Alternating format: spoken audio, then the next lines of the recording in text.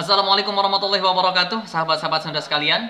Berjumpa lagi dengan pembelajaran bahasa Sunda dengan saya Ahmad Muhaimin, insya Allah yang akan memandu teman-teman dalam pembelajaran bahasa Sunda di lingkungan pendidikan SD Al-Ittihad Islamic School. Pada kesempatan kali ini kita akan melanjutkan materi yang sebelumnya yang telah kita pelajari. Tentunya kita berdoa kepada Allah Subhanahu wa taala, mudah-mudahan apa yang kita lakukan bermanfaat setidaknya untuk diri kita sendiri dan bermanfaat juga sebagai upaya kita melestarikan kebudayaan bahasa, keberagaman bahasa di bumi kita yang kita cintai, bumi Indonesia, Negara Kesatuan Republik Indonesia yang memiliki ragam budaya yang begitu banyak. Salah satunya adalah kebudayaan Sunda. Dalam hal ini kita melestarikan budaya bahasa Sunda. Teman-teman sekalian, kita akan melanjutkan materi yang sebelumnya kita pelajari, dan untuk itu mari kita langsung jelang ke materi berikutnya. Mari kita lanjutkan. Pengajaran yang kedua tentang pengalaman anu pikarsepeun. Baik, apa saja yang akan kita pelajari di pembelajaran yang kedua ini? Kredit pembelajarannya adalah menerapkan awalan pak pada kalimat. Awalan pak pada kalimat yang pertama. Kemudian yang kedua, membuat kalimat panyaram atau kalimat larangan.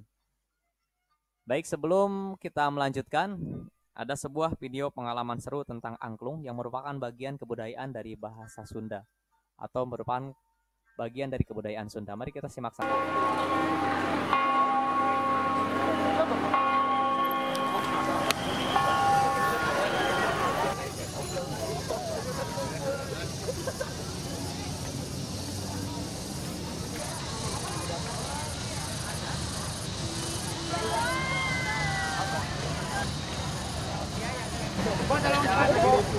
Jadi gini, aku Tasya. Ya, jadi kami dari aku on the street, ya itu. Terus dari itu kan, aku mau nanya sebelumnya udah pernah main angklung belum? Nah, cuma digituin doang. Ya, pernah digituin doang mah. Cobain, ayo mau nggak? Nih, ya. Nanti.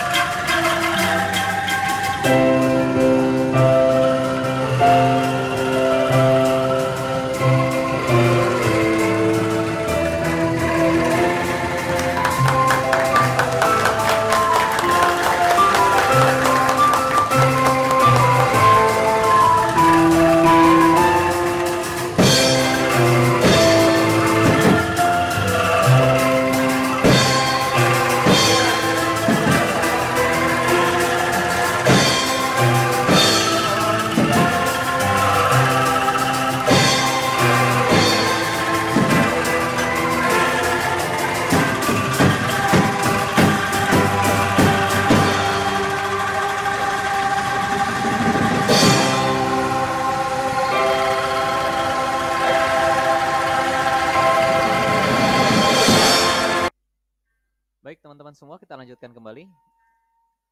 Oke, tadi di part yang pertama kita telah menyaksikan bagaimana menunjukkan pengalaman tentang upaya pelestarian kebudayaan Sunda. Kita masuk ke inti pembelajaran. Sebagaimana disampaikan tadi bahwa kredit pembelajaran kita adalah mengetahui fungsi rundayan hareup atau awalan pak pada kalimat. Rundayan pak pada kalimat, fungsina, rundayan pak, fungsina nyaeta pikeun ngarobah kecap pagawean jadi kecap benda. Sekali lagi, fungsinya adalah untuk ngarobah kecap pagawean jadi kecap benda. Oke, sebagai contoh, kecap gawe merupakan kecap pagawean atau kata kerja. Ketika kecap gawe dimasuki huruf pa atau dimasuki rarangkean pa, maka akan menjadi pagawe. Penulisannya sudah dibedakan agar teman-teman mudah memahami. Kecap gawe merupakan kata kerja, sedangkan pagawe merupakan orang yang bekerja, artinya kata benda, orangnya. Oke, akan lebih mudah jika kita buatkan dalam sebuah kalimat. Untuk kecap gawe, kita coba buatkan kalimat kurang lebih seperti ini. Bapak Abdi gawe di kantor PLN.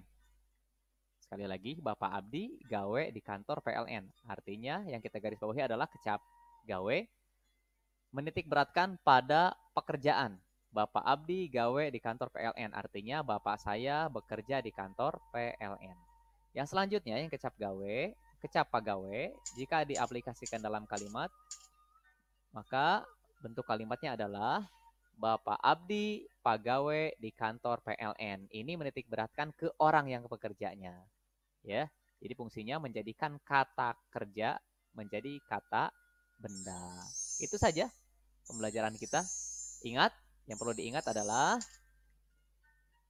awalan P berfungsi merubah kata kerja menjadi kata benda. Oke, jika kita ingin menyamakan sama halnya dengan awalan P, ya, sama halnya dengan awalan P pada kata kerja bahasa Indonesia. Oke, kita lanjutkan. Yang kedua adalah kalimah panyaram. Kalimah panyaram atau kalimat larangan dalam bahasa Indonesia.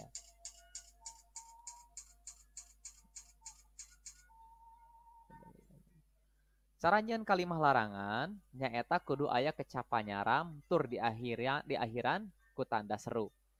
Cara membuat kalimah larangan adalah dengan menggunakan kata larangan kemudian diakhiri dengan tanda seru. Untuk lebih jelasnya kita buatkan kita tentukan dulu kalimah larangan, contoh kalimah larangan.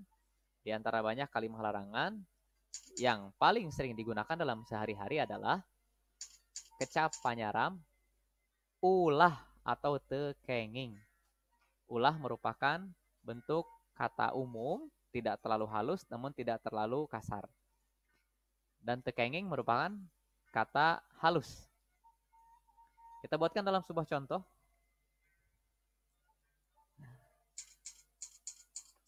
Contoh, ulah micen runtah kawalungan. Nah, kecap ulah merupakan kecap larangan. Sehingga kalimah ulah micen runtah kawalungan merupakan kalimah larangan. Dan jangan lupa diakhiri dengan tanda seru. Oke, itu untuk kecap ulah. Kemudian dengan kecap tekenging. Contoh kalimahnya adalah tekenging barang dahar bari nangtung. Kecap tekenging merupakan kecap larangan, sehingga kalimah tekenging barang dahar bari nangtung merupakan kalimah larangan. Dan jangan lupa, sekali lagi, jangan lupa penulisan diakhiri dengan tanda seru ini. Baik teman-teman semua, kita lanjutkan kembali di sesi yang terakhir. Di sesi ketiga ini adalah tugas untuk teman-teman semua. Jika tadi sudah dibahas tentang kalimah panyaram dan awalan P, maka tugas untuk teman-teman semua adalah jieun kalimah panyaram luyu jeung gambar. Buatlah kalimah larangan yang sesuai dengan gambar yang akan ditampilkan. Mari kita lihat. Ya, mari kita lihat gambarnya. Gambar yang pertama adalah, oke, ada siswa yang sedang ujian. Kurang lebih kalimatnya nanti larangan mencontek. Ya, buatlah kalimat dalam bahasa Sunda larangan mencontek. Gambar yang kedua, nah, seseorang yang tertidur di kelas. Teman-teman tinggal buat larangan dalam bahasa Sunda, larangan tidur di kelas. Selanjutnya, oke, ada anak yang sedang naik pohon. Wah, hati-hati jatuh nih ya. Nah, teman-teman tinggal buatkan larangan naik pohon dalam bahasa Sunda tentunya ya. Teman-teman bisa gunakan media yang ada, internet dan lain sebagainya, atau bertanya kepada tetangga sekitar. Boleh. Selanjutnya, wah, ini jangan ditiru ya. Seseorang yang sedang membuang sampah ke kali. Nah, teman-teman bisa buatkan larangannya. Satu lagi, kita buatkan 5 nomor saja. Nah, ini sedang apa nih? Nah, teman-teman bisa lihat sendiri ya.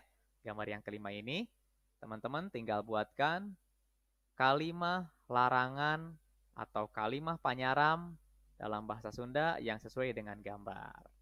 Ya, perintahnya sekali lagi biar teman-teman nggak lupa, buatlah kalimat larangan sesuai dengan gambar. Baik teman-teman sekalian, demikian materi kita pada kesempatan kali ini. Mudah-mudahan ada manfaatnya dan semoga teman-teman semua bisa mempelajari materi kita pada kesempatan ini dengan baik, menyimak dengan baik, dan mohon maaf jika dalam penyampaian materi ini masih terdapat banyak kesalahan dan kekurangan. Untuk itu, kritik dan saran dari siapapun bisa disampaikan melalui kolom komentar. Sekali lagi kami ucapkan terima kasih. Assalamualaikum warahmatullahi wabarakatuh.